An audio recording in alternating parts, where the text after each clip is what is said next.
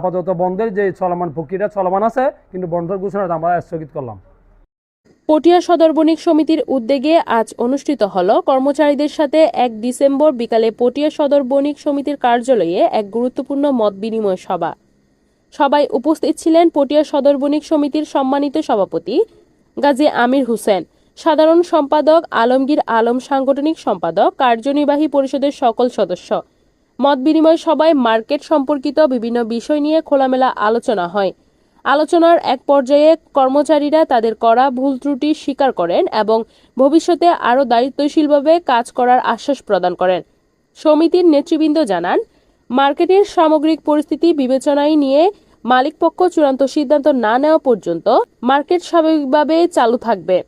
ব্যবসায়ীদের স্বার্থ ও ভোক্তাদের সুবিধাকে সর্বোচ্চ অগ্রাধিকার দিয়েই সমিতি কাজ করবে বলেও তারা জানান। সবাই শৃঙ্খলা বজায় রাখা, সেবা উন্নয়ন এবং বাজার ব্যবস্থাপনা আরও শক্তিশালী করার বিষয়ে সকলের মতামত গ্রহণ করা হয়। আগামী শনিবার প্রত্যেক মার্কেট খোলা থাকবে।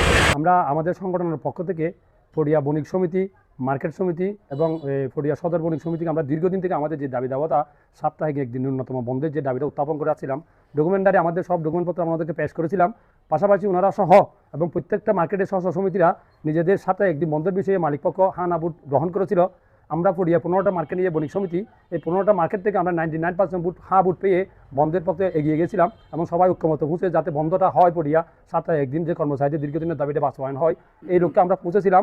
মালিক ওনার পিছনে এই ডকুমেন্টপত্র দিয়ে ওনাদেরকে অভিহিত করে আসছিলাম। আশা করি ওনারা অত্যন্ত আন্তরিকতার সহিত এগুলো গ্রহণ করেছিল, কিন্তু বাস্তবায়ন করার ক্ষেত্রে ওনারা একটু দৃঢ়তা এবং অসহযোগিতা বা একটু স্লো দেখা গিয়েছিল। এটার কারণে আমরা কর্মচারী সমিতির পক্ষ থেকে আমরা কর্মচারী সমিতি ঐক্যমতের ভিত্তিতে আমরা একটা মাইকিং করার সিদ্ধান্ত নিয়েছিলাম যে প্রতি সপ্তাহে একদিন পটিয়া বন্ধ হোক, এটা একটা চলমান প্রক্রিয়া রাখার চেষ্টা করছিলাম। এটা মালিক পক্ষকে কিছু কিছু ক্ষেত্রে ওনাদের অপছন্দনীয় বা ওনার ভালো লাগে না বিদায় এটা নিয়ে আমরা মালিক পক্ষ এক টেবিলে বসে আবার এটা আলোচনা করে আমরা মাইকিংয়ের বিষয়টা উদ্ধার করলাম। আমি বিভিন্ন মিডিয়ার কাছে আমার অনুরোধ, আমাদের সংগঠনের পক্ষ থেকে আমরা যে মাইকিং করেছিলাম এই মাইকিংয়ের বিষয়গুলো প্রিন্ট মিডিয়ার কাছে আমার অনুরোধ একটু আপনারা ডিলেট করে দিবেন।